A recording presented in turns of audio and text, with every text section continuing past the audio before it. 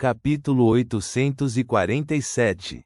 Uma carruagem passou pela rua Boquilund enquanto Leonard Mitchell e dois companheiros de equipe dos Luvas Vermelhas discutiam o alvo que estavam investigando desta vez, Duane Dantes. Ainda não tive nenhum contato direto com esse senhor. Eu apenas investiguei seus servos e vizinhos. Cindy, que tinha longos cabelos ruivos, apresentou suas descobertas. Por enquanto, está confirmado que Duane Dantes agiu da mesma forma desde ontem à noite até esta manhã. Ele foi para o quarto dormir às 11 e terminou de se lavar às 7:30 da manhã. Às vezes, ele jantava e terminava o dia depois da meia-noite. Às vezes, acordava antes das 7 e saía para passear, mas isso não é seu costume. Outro luva vermelha, Bob, acenou com a cabeça e disse: desse ponto de vista, não há nada de errado com Duane Dantes. Leonard Mitchell, que estava sentado de maneira aparentemente casual, disse imediatamente com um sorriso: mas o inverso também pode ser verdade. De acordo com o que reunimos atualmente, o servo desaparecido provavelmente foi substituído entre 11:20 da manhã e 11:35 da noite passada. O infiltrado entrou no portão Chanes às 6 da manhã e descobrimos o problema às 7:20 da manhã, sem encontrar o alvo. Pode-se assim dizer que durante a infiltração, Duane Dantes estava dormindo e não tinha álibi. O que você diz faz sentido. Cindy olhou para Leonard surpresa. A impressão que ela tinha desse colega de equipe era a de que muitas vezes tinha um julgamento ou uma pergunta que apontava para o cerne do problema. No entanto, ele raramente descreveu sua lógica em grandes detalhes. Era mais como um poeta inconstante que ocasionalmente tinha epifanias. Bob, que tinha um queixo pontudo, franziu a testa enquanto balançava a cabeça. Se for esse o caso, todos nesta lista de nomes não podem ser isentos de suspeitas. Eles estavam dormindo sem ninguém os observando. Mesmo que tenham esposas ou maridos, eles também dormiriam nessas horas. Além disso, não acredito que um infiltrado seria tão ousado. Ele já havia entrado no portão Chanes e conseguiu escapar com sucesso, completando um feito inimaginável. No entanto, ele permanece por perto e não abandonou sua identidade nem foi para longe. Como isso é possível? O risco envolvido não pode ser previsto, a menos que ele também esteja planejando outra coisa. Ou ele não suporta se separar de certas coisas, mas o que se compara a se infiltrar no portão Chanes? O que pode ser comparado com esses artefatos selados, ingredientes e fórmulas? Se eu não soubesse que Duane Dantes era problemático em primeiro lugar, teria chegado à mesma conclusão. Leonard já havia pensado em uma explicação ao cruzar a perna direita. Só estou dizendo porque não podemos separar tão facilmente Duane Dantes dos suspeitos. Além disso, o capitão Sost disse isso. O infiltrado pode já ter morrido atrás do portão Chanes. Mesmo que Duane Dantes não esteja envolvido, ele pode muito bem ser cúmplice. Você não acha isso muita coincidência? Ele se mudou para lá por menos de 2 meses, e a igreja encontrou algo que talvez nunca acontecesse em séculos. Além disso, ele tem visitado a Catedral do Santo Samuel com muita frequência. Ele teve amplas oportunidades para descobrir a situação correspondente. Além disso, durante esse período, houve uma estranha explosão de esgoto ao longo da rua Boquilund. Cindy prendeu seus longos cabelos ruivos e disse: você me convenceu. Esta deve ser uma meta na qual nos concentramos. Bob puxou as pontas da luva vermelha da palma da mão esquerda e disse: existem realmente muitas coincidências. No entanto, coincidências podem não ser equivalentes a problemas. Mesmo que Duane Dantes vá diariamente à catedral e ouça as pregações do bispo, tudo o que ele pode fazer é entender o layout e não obter informações mais profundas. como quando os guardiões irão para o portão Chanes e como a transferência é feita com os falcões noturnos. Portanto, é mais provável que ele seja um dos cúmplices, disse Leonard, encolhendo os ombros. Da mesma forma, ele não entendia como Duane Dantes entenderia tão bem os protocolos internos dos Nighthawks. Cindy repetiu, independentemente disso, temos que fazer uma investigação mais profunda. Devemos esperar até o meio-dia e entrar diretamente no sonho de Duane Dantes para interrogá-lo? Ele tem o hábito de tirar uma soneca à tarde. Leonard ergueu a mão direita e acenou suavemente. Não há necessidade de ter tanta pressa. Não é como se nunca tivéssemos feito nenhuma inspeção de rotina no passado ou entrado em seus sonhos, mas não descobrimos nada de errado. Se realmente não há nada de errado com ele, não ganharíamos nada entrando novamente em seu sonho.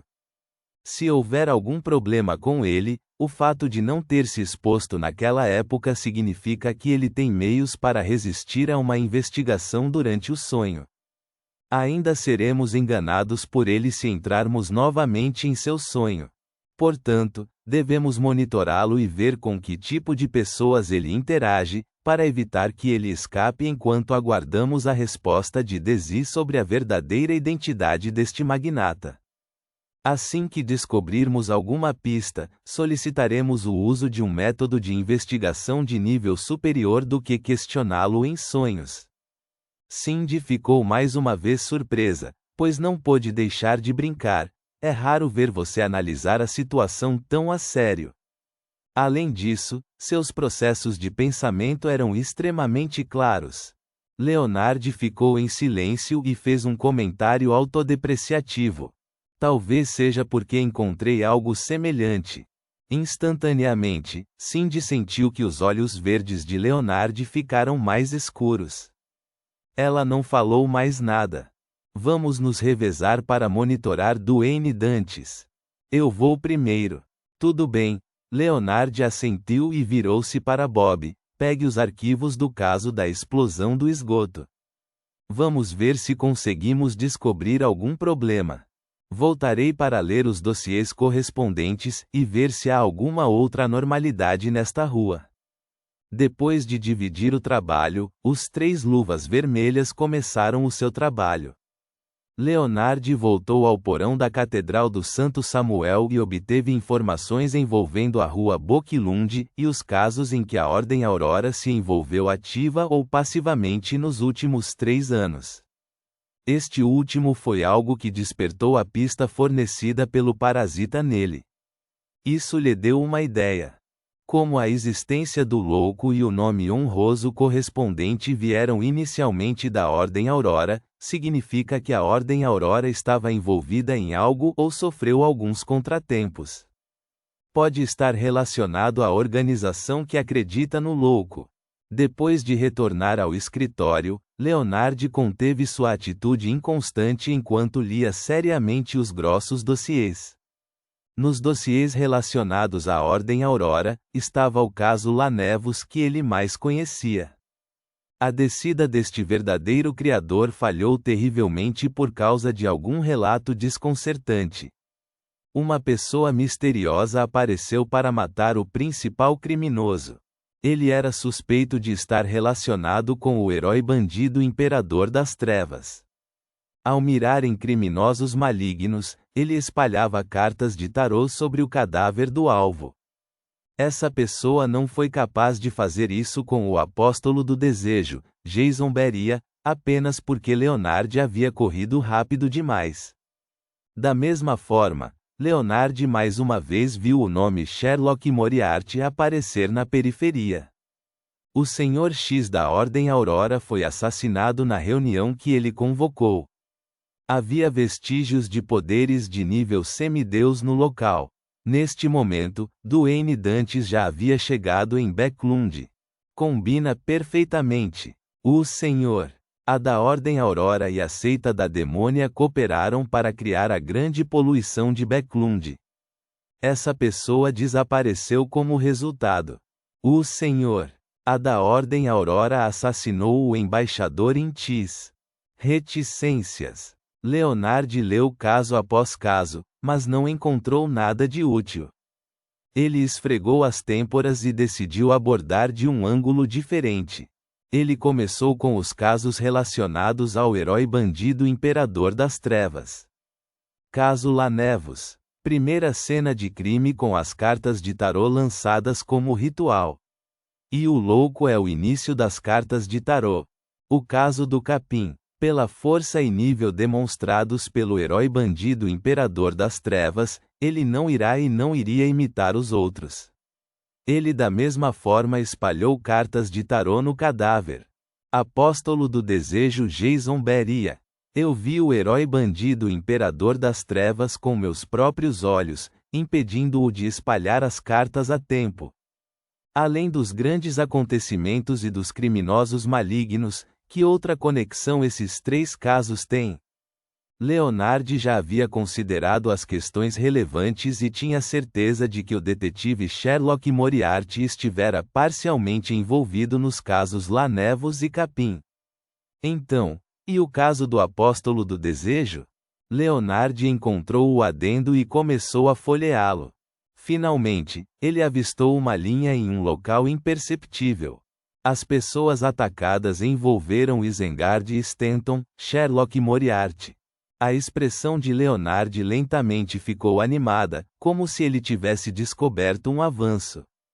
Ele folheou o dossiê da Ordem Aurora e não perdeu nenhum dos nomes envolvidos. Ele continuou ampliando sua busca e solicitou todos os dossiês que envolviam cada nome. O Senhor. A da Ordem Aurora assassinou o embaixador do Intis. O embaixador do Intis estava encarregado do conflito sobre os manuscritos do motor diferencial. As pistas para os manuscritos vieram de um espião que geralmente atuava como detetive particular. É relatado que outro detetive particular estava envolvido neste assunto e quase foi morto por um membro de uma gangue sob o comando do embaixador do Intis. Outro detetive particular. Leonard levantou-se de repente ao sair da Catedral do Santo Samuel e se dirigiu para a polícia estação que cuidava do caso naquela época.